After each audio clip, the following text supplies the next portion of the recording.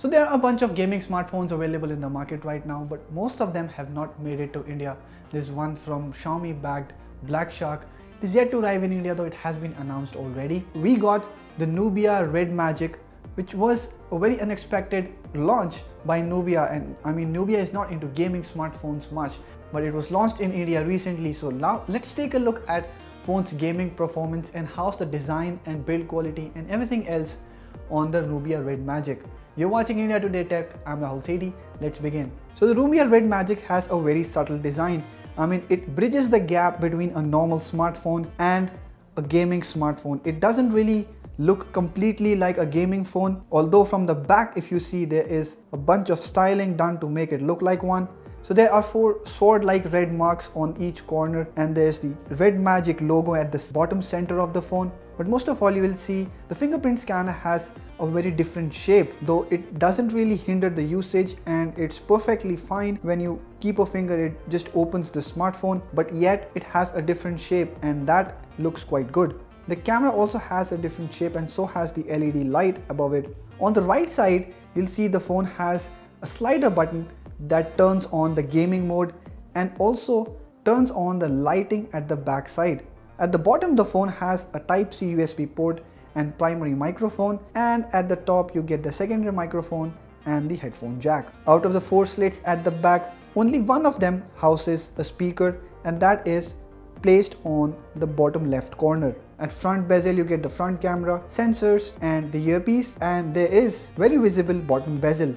So most of the gaming look that the phone has is on the back. You also have an LED lighting system that changes colors according to the game or the presets you have selected, which also looks quite cool.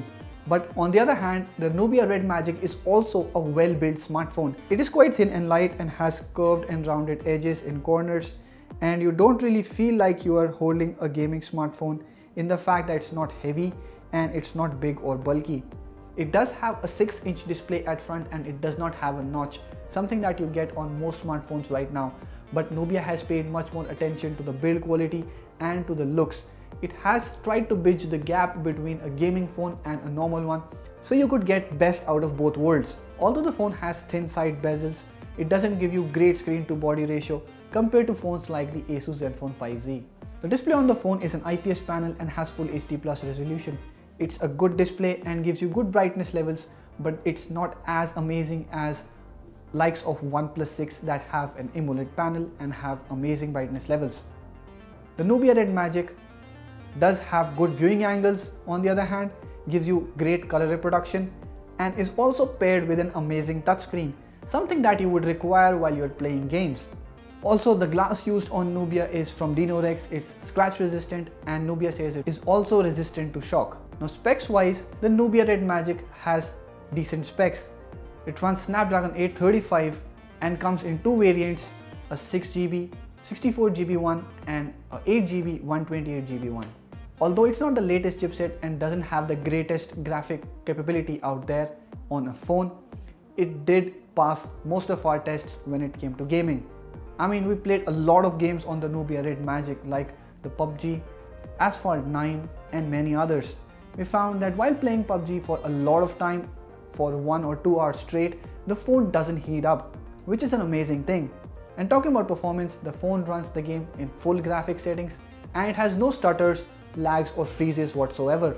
And PUBG is a very demanding game. Nubia Red Magic handles it pretty well.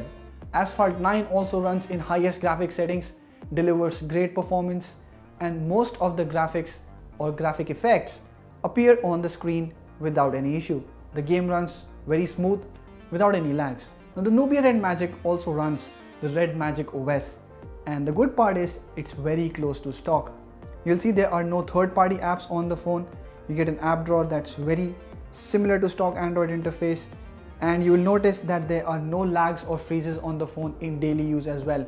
Of course, the hardware on the phone is top-notch, but pairing it with very clean and stock-line interface makes the Red Magic quite a deal at its price.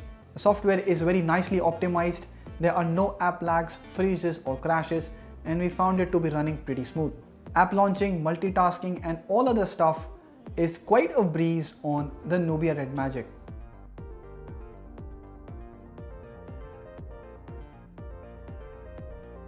Now one thing that's not so great on the Nubia Red Magic is the camera. Red Magic gets a single camera at front and a single camera at the back. Though the resolution on both these sensors are quite good, you don't really get amazing results. The rear camera has a 24 megapixel resolution, and in good light situations you'll see it does a good job. Colors are accurately captured, the details are pretty good, and the dynamic range on the photos also come out to be pretty nice. But if you take a look at the low light photos, you'll see that the camera performance is not that great.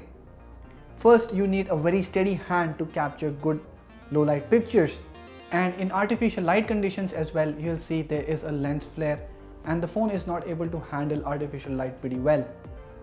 Talking about selfies, we found that good light selfies are pretty nice. Again, you require a very steady hand to click photos in low light situations, and the details are not really good. The colors captured by the phone are quite sharp and close to the accurate one. So overall, the Nubia Red Magic is quite a nice phone to use, barring the cameras. It's not only a great gaming phone, but also comes with stock-like interface to give you a phone that you can use in your daily life as well. Nubia has not announced the price of the smartphone yet, but we are expecting it to be priced under 25,000 rupees for the 6GB 64GB variant and under 30,000 rupees for the 8GB 128GB variant. Do let us know what you think about the Nubia smartphone in the comment section below and what you would expect the pricing of it to be. If you have liked this video, hit the thumbs up button and share it with your friends. Subscribe to our channel to get latest videos on technology, smartphones and other gadgets like this. Thank you for watching.